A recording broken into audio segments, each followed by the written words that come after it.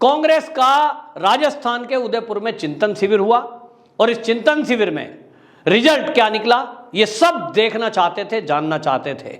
लेकिन रिजल्ट वही हुआ जैसा कुछ लोगों को उम्मीद थी, जो हर बार होता है कांग्रेस की मीटिंग में, ढाक के 3 पात, वो जो कहावत है वो चरितार्थ हुई। मतलब साफ कि अध्यक्ष गांधी खानदान का ही रहेगा और सबको वो करना पड़ेगा जो गांधी खानदान कहेगा। और इसलिए सोनिया गांधी जी का हमने भाषण सुना, उस चिंतन शिविर में जो भाषण दिए उसमें केवल एक एजेंडा था कि जो इस समय अतिक्रमण हटाने के लिए बुलडोजर चल रहा है, जो मंदिरों की मुक्ति के लिए अभियान चल रहा है, जो मंदिर तोड़कर मस्जिद बनाई गई उसके लिए जो बात चल रही है, इसको लेकर के सोनिया गांधी जी चिंतित हुई। चिंता शिविर था कांग्रेस के आत्ममंथन का, लेकिन वहां चिंता व्यक्त हुई इस हिंदूवादी संगठनों पे जो इस तरह की बातें कर रहे हैं। सोनिया गांधी ने बोला वही शब्द लगभग राहुल गांधी ने बोले। राहुल गांधी का जो बयान आया, उन्होंने क्या बोला?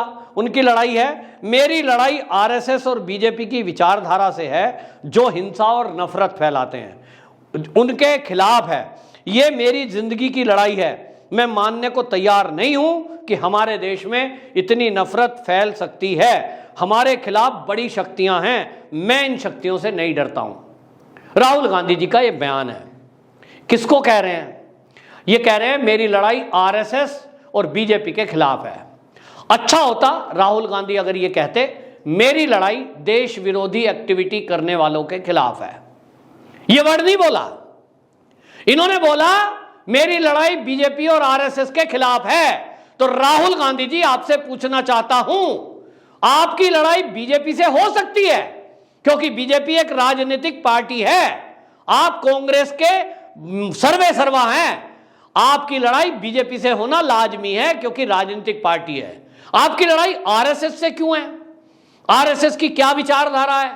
आरएसएस की विचारधारा है कि आरएसएस का हर स्वयंसेवक संघ को मानने वाला, उसकी विचारधारा पर चलने वाला इस भारत भूमि को अपनी मातृभूमि मानता है और मातृभूमि मानकर इसके हित के लिए, इसकी सेवा के लिए अपने प्राणों की आहुति भी देने को तैयार है। इसका नित्य प्रति वो भारत माता को नमन करते हुए प्रार्थना करता है और भगवान से प्रार्थना करता है कि हे ईश्वर, मुझे इतनी शक्ति दो कि मैं इस भारत माता की सेवा कर सकूं। ये क्या गलत विचार है? नहीं, यही विचार हर भारतवासी में होना चाहिए। होना तो यह चाहिए कि आरएसएस की यह विचारधारा संपूर्ण भारतीय की विचारधारा होनी चाहिए।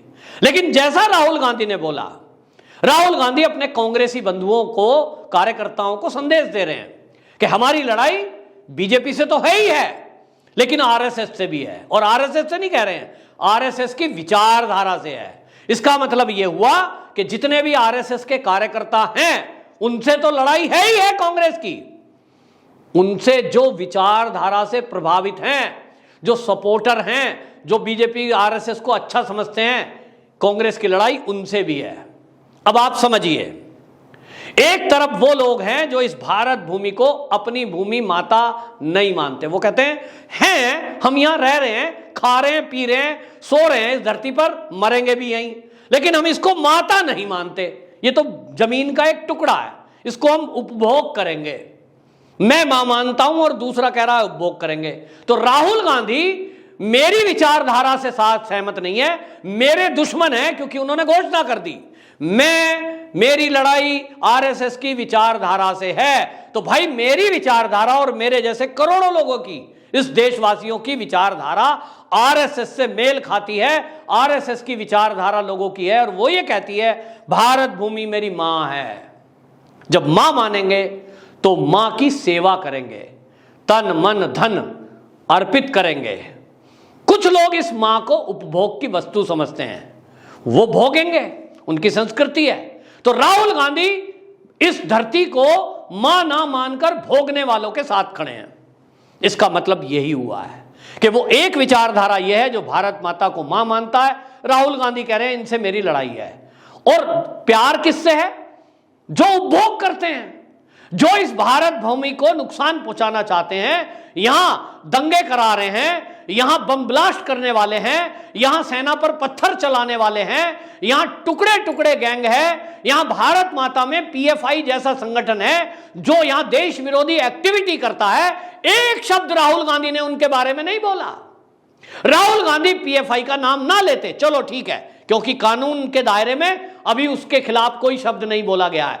लेकिन राहुल गांधी अच्छा रखता अगर ये बोलते कि मैं इस भारत भूमि के विरुद्ध काम करने वाले जो भी लोग हैं, देश विरोधी एक्टिविटी करने वाले लोग हैं, कांग्रेस की लड़ाई उनसे है। ये कभी नहीं बोलेंगे कांग्रेसी। राहुल गांधी मैसेज देना चाहते हैं। और राहुल गांधी के पहले इंदिरा गांधी के टाइम में आरएसएस पे तो प्रतिबंध लगाया, कार्यकर्ताओं को जेल में डाल दिया। क्या गलती थी? देश हित में काम करना, देश के बारे में सोचना, क्या यह पाप है? क्या यह अपराध है? लेकिन ना, इनको तो उन्हीं लोगों को जेल में डालना है जो भारत के हित में काम कर रहे हो, क्योंकि इनकी दाल नहीं गलती, इनका कमीशन नहीं मिलता, इनकी रोजी रोटी तभी चलेगी जब यहां खाओ और खिलाने वाले लोग आएंगे। यहां मोदी जी जैसे लोग इन्हें पसंद नहीं आ रहे, जो ये कहते हैं कि ना खाऊंगा ना खाने दूंगा। और इसलिए राहुल गांधी चिंतन शिविर में बात तो कर रहे थे कांग्रेस की, करनी चाहिए कांग्रेस की, कैसे आगे बढ़ाएं, लेकिन ये कार्यकर्ताओं को संबोधित करते हुए सोनिया गांधी आती हैं कुछ दिन पहले, उनका वक्तव्य आता है, वो कहती हैं कि यहां नफरत की राजनीति हो रही है, यहां लोगों को डराया जा रहा है। वो अपना एक एजेंडा दे जाती हैं, देश विरोधी एजेंडा। यही है कि दुनिया में भारत को बदनाम करो, भारत की सरकार को बदनाम करो और एक मोहर लगाओ कि ये जो सरकार इस समय चल रही है ये मुस्लिम विरोधी है। अब ये एक एजेंडा है, कुछ लोग चला रहे हैं। कुछ लोग कौन है? सबके पीछे खड़ा है चीन, उसके आगे पाकिस्तान, उसके आगे कुछ ऐसी शक्तियां जिनको चंदा मिलता है इसी नाम पे कि भारत में डर का माहौल है, हम डरे हुए लोगों के साथ खड़े होंगे, उनके लिए हम इंतजाम करेंगे, लाओ चंदा दे दो। उनकी रोजी रोटी इसी से चलती है। तो कांग्रेस शायद वही चीनी एजेंडे पर काम कर रही है और इसलिए ये वक्तव्य दिया। अब राहुल गांधी जी आते हैं, राहुल गांधी बोलते हैं कि भाई ये जो है, अब देखिए कैसी बात कर रहे हैं, आर्थिक स्थिति खराब हो रही है, रूस यूक्रेन का युद्ध चल रहा है, इसके लिए बीजेपी जिम्मेदार है। वो कहते हैं देश में बेरोजगारी बढ़ रही है, महंगाई बढ़ रही है। तो भैया महंगाई भारत में बढ़ रही है, हमारा पड़ोसी देश है श्रीलंका, क्या हाल है? फ्री फ्री फ्री करके बर्बाद हो गया। पाकिस्तान पड़ोस में है, क्या हाल है? लेकिन आज भारत, इतनी महंगाई तो नहीं हुई कि जितना आप जिक्र कर रहे हो। महंगाई हुई है तो आमदनी के स्रोत भी बढ़े हैं और महंगाई बढ़ना लाजमी है, क्योंकि सरकार ने 2 साल तक लोगों को, 40 करोड़ लोगों को 2 बार महीने में फ्री में राशन दिया है, फ्री वैक्सीन दी है, कोविड का फ्री इलाज किया है, हाईवेज बन रहे हैं, रेलवेज बन रहे हैं, फाइटर प्लेन आ रहे हैं, बढ़िया सामान आ रहा है, पनडुब्बी आ रही है। राहुल गांधी जी कहां से आएंगे? मोदी जी के घर में थोड़ी खान है कि वो गए और भर के ले आए वहां से। सरकार के पास कोई तरीका नहीं होता, एक ही तरीका होता है टैक्स, और टैक्स लगेगी तो चीजों पे महंगाई बढ़ती है। युद्ध के मैदान में जब 2 देश उतरते हैं तो उसका इफेक्ट किन्हीं देशों पर पड़ता है, भारत पर भी पड़ रहा है। तो आप ये अगर कहें तो इस पे बीजेपी दोषी है क्या? रूस और यूक्रेन को बीजेपी ने कहा था लड़ाई लड़ो तुम। कैसी बातें करते हैं। फिर कहते हैं बेरोजगारी। मोदी सरकार, रोजगार की अगर मैं बात करूं तो वो कहती है आप नौकरी मत तलाशो, नौकरी देने वाले बनो। उनका मतलब यह है कि यदि मेरा बच्चा कहीं नौकरी ढूंढ रहा है, मोदी जी कहते हैं ना, उस बच्चे को कहो कि वो अपना खुद का रोजगार खड़ा करने की कोशिश करें, सरकार उसको हर संभव मदद देगी, बैंक से फंड दिलाएंगे, उसको ट्रेनिंग दिलाएंगे और वो 20 लोगों को नौकरी दे।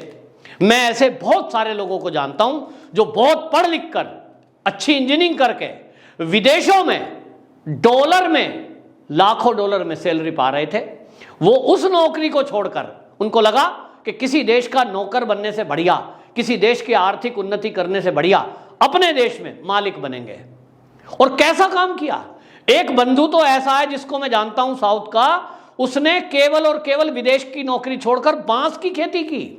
बैंक ने लोन दिया, उसने कुछ जमीन खरीदी, जितने पैसे उसके पास थे, बांस की खेती।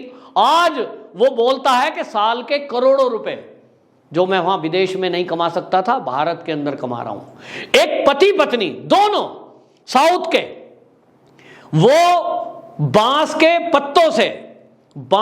पत्तों से दोने प्लेट बना रहे हैं।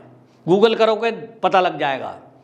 विदेश की नौकरी छोड़ के आए हैं, यूएई में नौकरी कर रहे थे, करोड़ों का पैकेज था, लेकिन उनको लगा भारत की सेवा करनी है, क्योंकि वहां सरकार ऐसे बच्चों के लिए प्रोत्साहन दे रही है। आए और नौकरी की। आज उन्होंने अपने अंडर में 500 लोगों को जोड़ा हुआ है। आदिवासी लोग हैं, गरीब लोग हैं, केवल इतना काम करते हैं कि पत्ता बीन के लाना है उनको। जो पत्ते नीचे गिरे हुए हैं जंगल में, वो उनको लाते हैं। उन्होंने एक मशीन लगा रखी है, टेक्नोलॉजी का यूज किया, और आज पत्ते, दोने, प्लेट, जो आप शादियों में देखते हैं हार्ड वाला पत्ता होता है, उस पे लोग खाना खाते हैं, वो शुद्ध खाना भी है और वो पत्ते हैं, और वो बनाने का काम हो रहा है। ये गलत है क्या? अगर वो नौकरी करते तो एक किसी कंपनी में नौकरी कर रहे होते, सरकारी या प्राइवेट। उन्होंने 500 लोगों को रोजगार दिया हुआ है। मोदी जी का विजन ये है, लेकिन कांग्रेस का विजन वो है कि सबको नौकर बना के रखो। वही अंग्रेजों वाली पॉलिसी कि सब उनके नौकर रहें और मालिक रहें अंग्रेज। कांग्रेस भी ऐसा चाहती है कि इस दुनिया में, इस भारत के अंदर सब नौकर रहें, उनके नौकर चाकर इर्द गिर्द, और ये उनको गुलाम की तरह बना के रखें, नौकरी करते रहें। क्या व्यापार करके इस देश की आर्थिक उन्नति ना हो? क्या ये देश $5 ट्रिलियन इकोनॉमी ना बने? ये सब राहुल गांधी ने बयान दिया। और अब राहुल गांधी कहते हैं कि हम जमीन से जुड़े हुए नहीं हैं। कई राज्यों के चुनाव हार गए ना, तो वो कहते हैं पद यात्रा करेंगे। 2024 के चुनाव को ध्यान में रखते हुए राहुल गांधी जी अब पदयात्रा करने वाले हैं। और संभवतः उन्होंने कहा है अभी गर्मी ज़्यादा है, गर्मी निकल जाए तो कश्मीर से कन्याकुमारी तक अक्टूबर महीने में यात्रा की उन्होंने घोषणा की है। उनको लगता है कि जब वो पदयात्रा करेंगे तो लोगों से जुड़ाव महसूस होगा। जल्दी समझ में आ गया। लेकिन राहुल गांधी जी की ये पदयात्रा कैसी रहने वाली है, ये देखने लायक होगा, क्योंकि उनके साथ के जो पुराने लोग हैं वो तो पार्टी छोड़ छोड़ के जा रहे हैं, क्योंकि आप केवल एक सूत्री एजेंडा चला रहे हो, हिंदू विरोधी एजेंडा। आप मंदिर पर कुछ नहीं बोलते, आपको मस्जिद विवाद पर केवल एक पक्ष बोलना है। कोर्ट में, न्यायालय में जो फैसला हो रहा है, जो केस चल रहा है, उस पर विवादित बयान क्यों देना? न्यायालय फैसला करेगा कि कहीं मंदिर था या मस्जिद। जो होगा, जिसके पक्ष में होगा, सब सुने, लेकिन आप बीच में कूदते हैं। इसी तरह आप विवादित बयान देते हैं। आप हनुमान चालीसा पढ़ने वालों को आपकी गवर्नमेंट जहां जहां है उनको जेल में डालते हैं। आप उस पर मौन रहते हैं। आपको दर्द केवल बुलडोजर का चलने का होता है, बुलडोजर पर बयान देते हैं। ये बुलडोजर कहाँ चल रहा है? बुलडोजर अपराधियों पर चल रहा है। इसका मतलब ये हुआ कि आपको अपराधियों पर जो एक्शन बीजेपी सरकार में हो रहा है, योगी सरकार में हो रहा है, आपको उससे दिक्कत है, आपको उससे दर्द है। आप नहीं चाहते थे कि दिल्ली में जहांगीरपुरी में रोहिंग्याओं पे बुलडोजर चले, यानी उनकी झुग्गियों पर, जो वो अवैध जमीन पे बैठे हुए हैं। तो आप चाहते हैं कि रोहिंग्या बसते रहें इसी तरह, उनको कोई छेड़े ना। ये एक समस्या है। तो राहुल गांधी जी जब तक ये नहीं समझेंगे कि आपसे लोग तब जुड़ेंगे जब आप देश की समस्याओं को समझेंगे और देश की समस्याओं के साथ आप उसका समाधान खोजेंगे। नौकरी कोई स्थायी समाधान नहीं है। बेरोजगारी और महंगाई ये हमेशा होने वाली चीज है। इसका स्थायी हल है हम आत्मनिर्भर बने, जो मोदी जी कर रहे हैं। दूसरा, आप एक तरफा बयानबाजी करते हैं, एक तरफा सोच रखते हैं।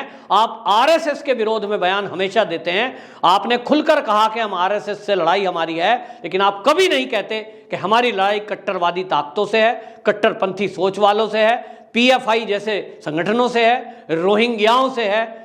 कभी नहीं बोलते हैं। टुकड़े टुकड़े गैंग से आपकी लड़ाई है, आप कभी नहीं बोलते। आतंकवाद के विरुद्ध आप एक्शन करने को कभी नहीं बोलते। क्यों? ये जनता आपसे सवाल पूछ रही है। वंदे मातरम।